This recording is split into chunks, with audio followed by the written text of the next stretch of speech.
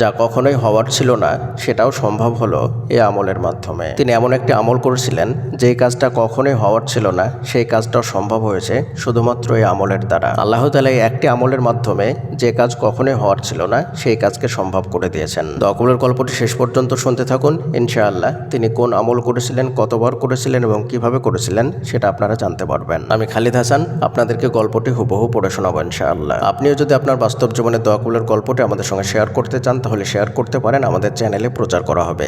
দোয়া কবুলের গল্প পাঠানোর জন্য আমাদের ইমেল আইডি ব্যবহার করবেন। আমাদের ইমেল আইডি হলো khalidhasan6695@gmail.com। এটা আমরা ডেসক্রিপশনেও লিখে দিচ্ছি। আমরা আপনাদের মতোই বাস্তব মানুষের জীবনে দোয়া কবুলের গল্পগুলো আপনাদের সঙ্গে শেয়ার করে থাকি আমাদের চ্যানেলের মাধ্যমে। গল্পের শুরুতে তিনি লিখেছেন, আসসালামু আলাইকুম। ওয়ালাইকুম আসসালাম ও রহমতুল্লাহ। এরপরে তিনি লিখছেন, আমি বিবাহিত, আমার খুবই ছোট বাবু আছে। আমার স্বামীর চাকুরির পোস্টিং সাতক্ষীরায়, যেটা কিনা আমাদের জেলা থেকে অনেক দূর। আমার স্বামী বাবু হওয়ার 3 মাস পর থেকেই ওখানে নিয়ে যেতে চাইতো, কিন্তু ছোট বাবু নিয়ে আমার অনেক কষ্ট হয়ে যাচ্ছিল, তাই আমি ওখানে নিয়ে যেয়ে থাকতে পারিনি। আমিও আমার পরিবার চাইতাম আমাদের নিজ এলাকায় আমার স্বামীর পোস্টিং হোক, কিন্তু আমার শ্বশুর শাশুড়িও আশেপাশের লোকজন মোটেও চাইতো না যে নিজ এলাকায় আসুক। পোস্টিং হবে হবে মনে হয় তখন একটা বড় বাধা আসে।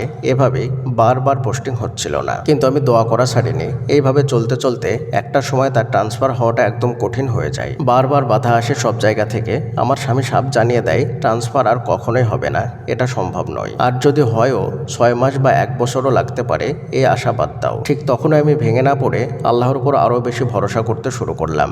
প্রতিদিন 1000 বার ছোট দরুদ শরীফ পড়তাম আর দোয়া করতাম আল্লাহ যেন আমার জন্য সহায় হন, আল্লাহ যেন সবকিছু সহজ করে দেন।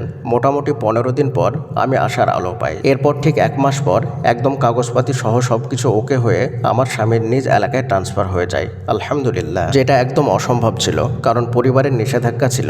আমি দৃঢ় বিশ্বাসের সাথে আল্লাহর কাছে দোয়া করেছি, বিশ্বাস রেখেছি পাবো, আলহামদুলিল্লাহ পেয়েওছি। দরুদ শরীফের বরকত যে কত বেশি তা আমল না করলে বোঝা যায় না। প্রিয়দিনী ভাই এবং বোনেরা, সত্যি দরুদ শরীফ এমন একটি শক্তিশালী আমল, এটি আমল না করলে আপনি কখনোই বুঝতে পারবেন না। যতই অসম্ভব হোক, যতই কঠিন পরিস্থিতি হোক, আপনি হাল ছেড়ে না দিয়ে আল্লাহ তাআলার উপরে ভরসা রেখে দরুদ শরীফের আমল করুন। ইনশাআল্লাহ আল্লাহ তাআলা সবকিছু ঠিক করে দেবেন। পরিশেষে আল্লাহ তাআলার নিকটে দোয়া করি, আল্লাহ তাআলা যেন আমাদের সকলকে বেশি বেশি দরুদ শরীফ আমল করার তৌফিক দান করুন। আমিন। আসসালামু আলাইকুম ওয়া রাহমাতুল্লাহি ওয়া বারাকাতুহু।